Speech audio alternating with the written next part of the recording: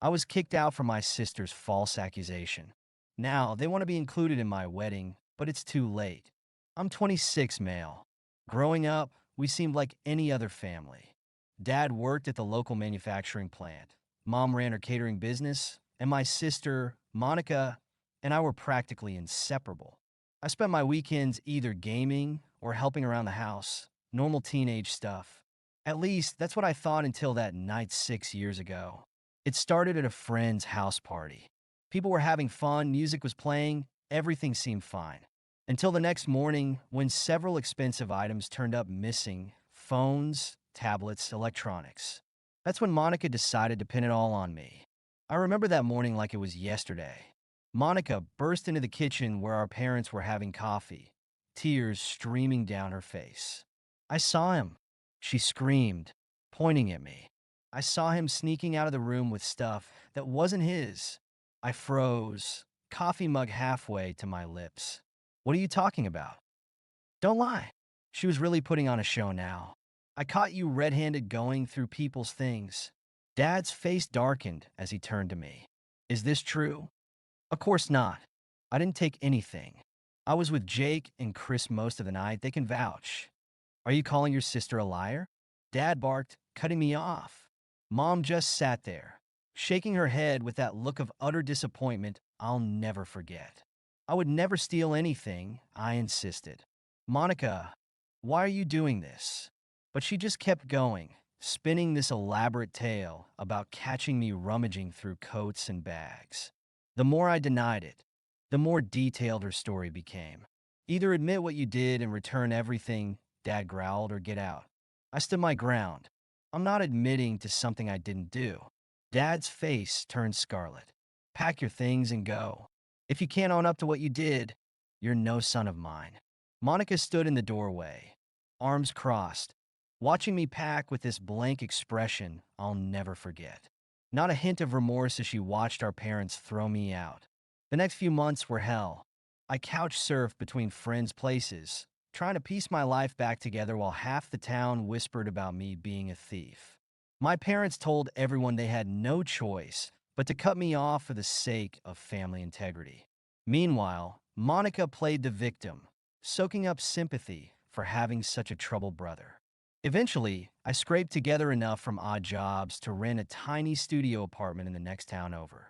It wasn't much, but it was mine, a place where no one looked at me like I was criminal. Slowly, I rebuilt my life, got a stable job, made new friends who didn't know my past. The occasional text would come from relatives. Just apologize and come home, my aunt would write. Your parents miss you, an uncle would claim, but I refused to apologize for something I never did.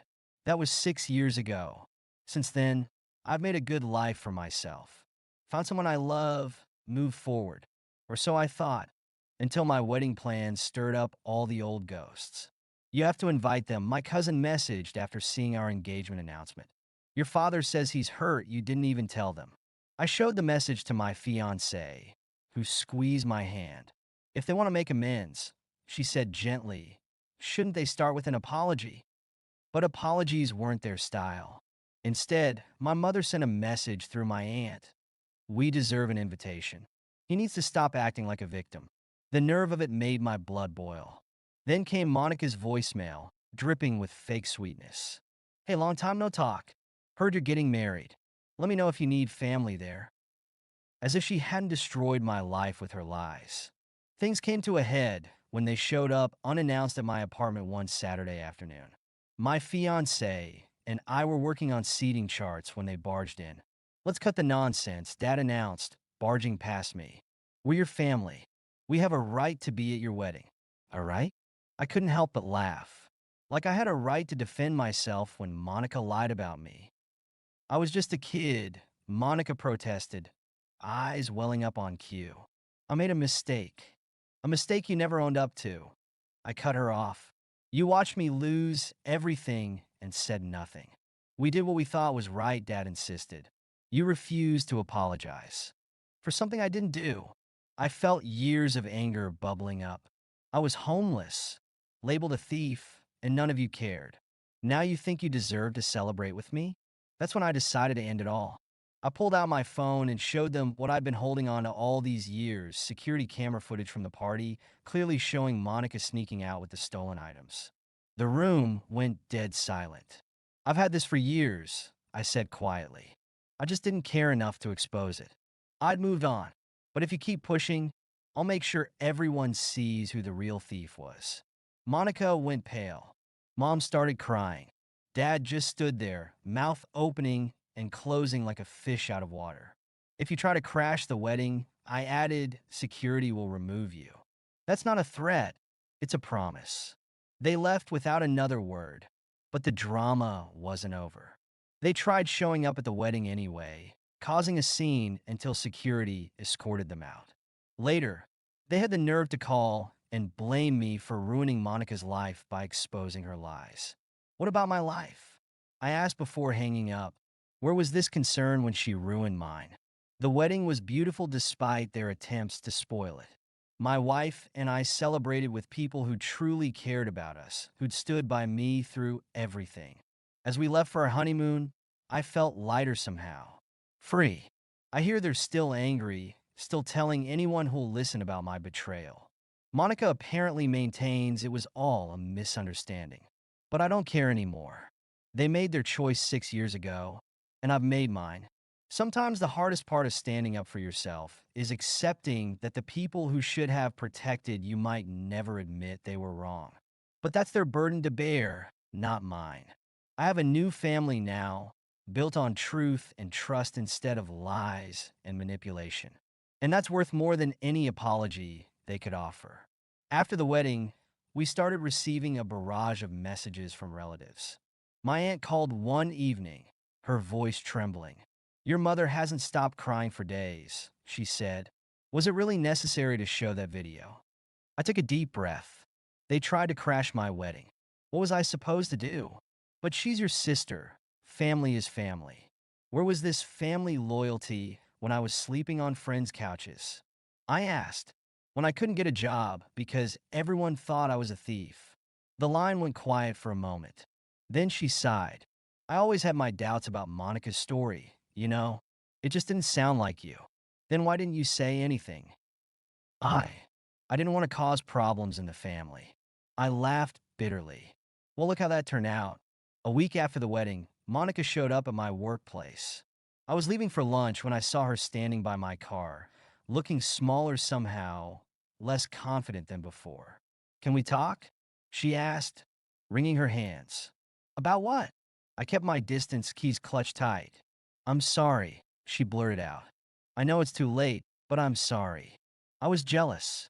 You were always the responsible one, the one everyone trusted. I wanted to take that away from you. I studied her face, searching for signs of manipulation. 6 years, Monica. 6 years of watching me suffer while you played victim. I know. Tears rolled down her cheeks. I was a coward. Every time I thought about confessing, it got harder. Then it felt impossible. Do Mom and Dad know you're here? She shook her head. They're still processing. Dad keeps saying he failed both of us. Mom barely leaves her room. They did fail us, I said. They failed to listen, to question, to be fair. But you failed me worst of all. Can we ever fix this? She asked, voice barely a whisper.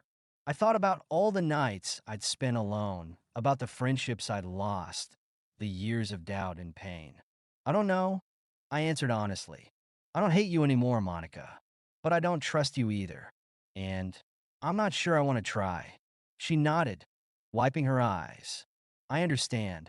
I needed you to know I'm sorry. As I watched her walk away, I felt strangely empty. Not angry, not vindicated, just done. That evening, I told my wife about Monica's visit. We were cooking dinner together, the simple domestic piece of it a stark contrast to the chaos of my past. Do you think she meant it? She asked, chopping vegetables. Probably, I said, but it doesn't change anything. Some bridges, once burned, can't be rebuilt. And your parents? I thought about Dad's red face, Mom's tears, their refusal to even consider my side all those years ago. They chose their truth, I said. They're still choosing it. I'm done trying to change their minds. Later that night, I found an old family photo while unpacking wedding gifts.